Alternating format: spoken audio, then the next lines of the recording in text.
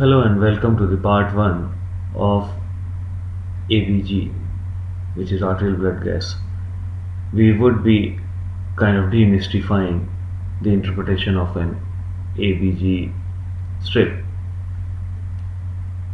I remember a beautiful saying which says, life is nothing but a constant struggle against these extra hydrogen ions. So that's what every single cell in our body is doing actually. Right, so we remember pH is negative log of hydrogen ion concentrations. What does it mean? It means if this goes low, the pH goes up, and if hydrogen ion concentration comes down, the pH will drop, which is nothing but acidosis.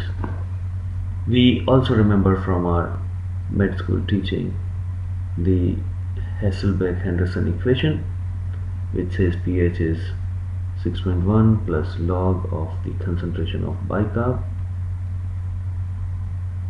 over PCO2 times 0.03.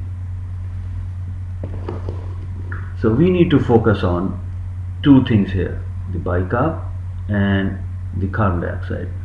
Now bicarb is majorly produced by kidneys and it is excreted by kidneys, and then almost every single cell in the body utilizes bicarb as a buffer to buffer extra hydrogen ions here.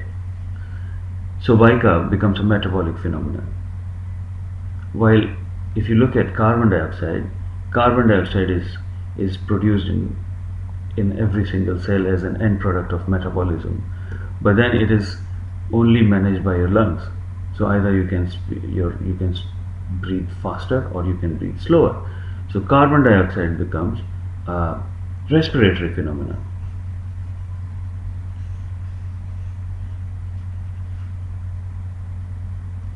Okay, then first let's have a look at the normal values which we would be considering.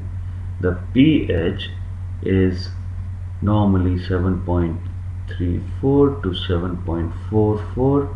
We will take 7.40 as our reference average value. PCO2 is 35 to 45 millimeters of mercury. We will take 40 as a normal reference range, and bicarb is 22 to 26. We'll take 24 as a normal reference thing. So before we proceed further, let us discuss a couple of things about bicarb and carbon dioxide.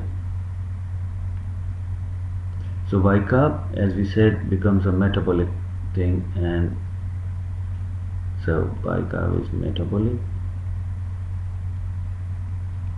and carbon dioxide is a respiratory phenomenon. Now bicarb, majorly kidneys are involved for the excretion of bicarb and of course production as well, here lungs. So bicarb, since it's a metabolic phenomenon, this may take some time for body to respond by stepping up or decreasing the excretion of bicarb. So this usually takes some time, which may be from hours to days, for actually body to start compensating by upregulating or downregulating the bicarb's production. But carbon dioxide, the patient can immediately start breathing faster, so this is almost immediate or slower. Now for bicarb, there may be multiple metabolic problems together in a body, like patient may have an increased production of bicarb, and at the same time patient might be losing bicarbs also. So you will have metabolic acidosis and metabolic alkalosis at the same time in one patient. But when it comes to, so this becomes multiple as well. But when it comes to carbon dioxide, you have only one lungs. You can either breathe faster or you can either breathe slower. So you can have either a respiratory acidosis or you can have respiratory alkalosis in one patient. So that's single. Okay, so bicarb, since it's a metabolic phenomenon, the body can compensate in both the ways. Either it can increase the production of bicarb, or patient may be losing bicarb. So we may have multiple metabolic problems simultaneously in one patient. But for carbon dioxide, you will either breathe faster or slower. So you'll have only either a respiratory alkalosis or a respiratory acidosis. Well, join me for the discussion in second part of the video. Thank you very much.